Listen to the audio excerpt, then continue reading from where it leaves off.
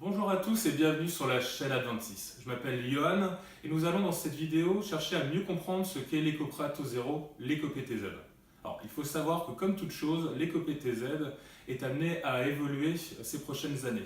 Nous sommes en septembre 2016 et si vous regardez cette vidéo 2 à 3 ans plus tard, il aura forcément évolué ou tout simplement disparu. Qu'est-ce que l'éco-PTZ?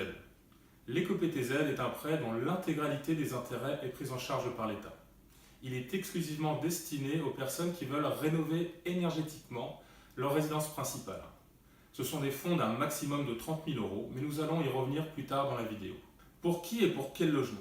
Il est disponible pour tous les propriétaires d'un logement datant d'avant le 1er janvier 1990, à condition que ce logement soit une résidence principale ou une location en résidence principale. Il n'y a aucune condition de revenu, mais faites bien attention aux conditions de remboursement. Par exemple, ne pas être en surendettement.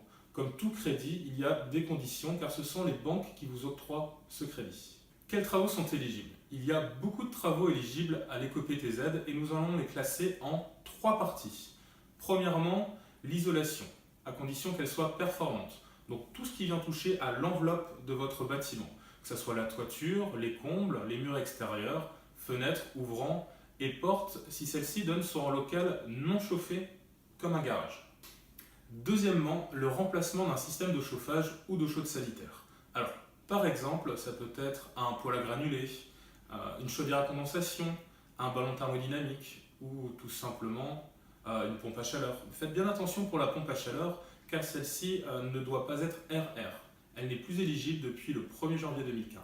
Et troisièmement, des travaux permettant d'atteindre de meilleures efficacités énergétiques de votre logement. Elle est déterminée par une vraie expertise thermique et non pas par un simple DPE.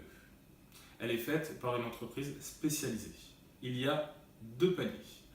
Premier palier, si votre maison consomme plus de 180 kWh par an, elle devra alors consommer moins après travaux de 150 kWh par an.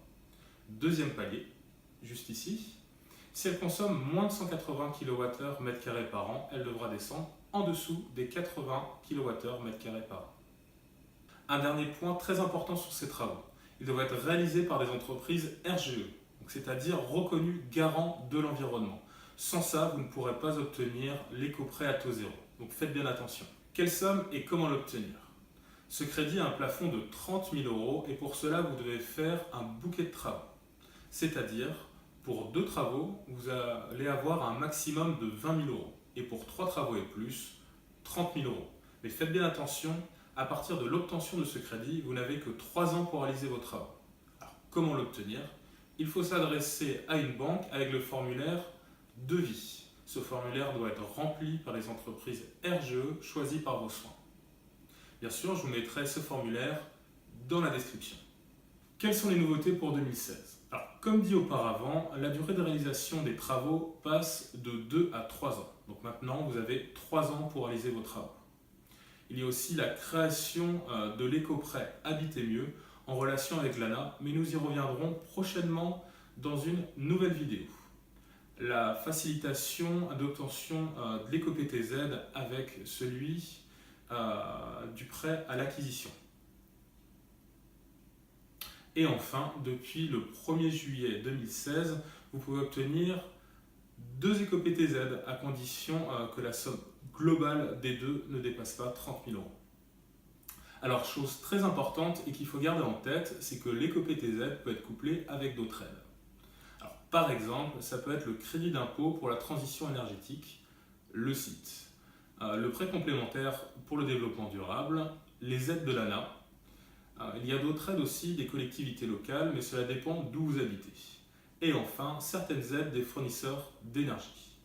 Alors, cette vidéo est terminée. Si vous avez d'autres questions, n'hésitez pas à me les poser dans l'espace commentaire. Je me ferai un plaisir d'y répondre si j'ai les réponses, bien sûr. Ou alors, informez-vous auprès de votre conseiller info-énergie le plus proche. Je vous mettrai le numéro national dans la description. Cette vidéo est terminée. Merci d'avoir regardé. C'était Johan pour la chaîne Adventis. Au revoir.